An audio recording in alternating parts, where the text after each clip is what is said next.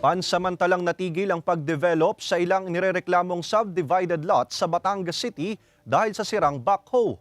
Ang detalye sa report ni Denise Abante.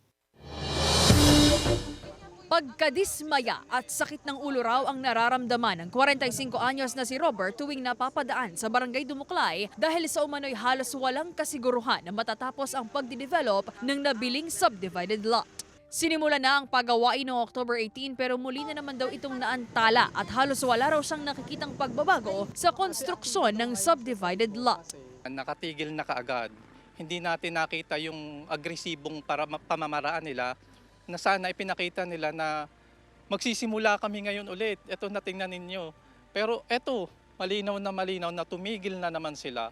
Gaya ng mga maraming nagdaan. Dumaan ako dito noong Sabado ng umaga, around 9 a.m. Tapos bumalik ako before 4 p.m. Wala ako nakita ni isang tao dito. So mali yung sinasabi nila na nagtrabaho pa sila nung Sabado.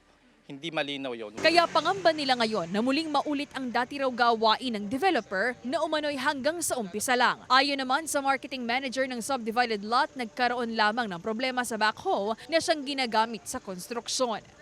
Tumawag sa akin kahapon ng umaga ang developer para ipaalam po na nasira lang yung equipment. Kaya kahapon at binalikan nila ngayon sa Caloocan yung pyesa na para mapagawa na po yung equipment.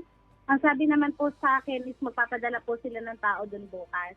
Pagtitiyak naman ng marketing manager na oras na maayos na ang backhoe ay hindi na muling mauudlot pa ang pagawain. Muling umaasa ang ilang lot owner na muling maitutuloy ang pagde-develop sa lugar para hindi masayang ang perang kanilang pinaghirapan.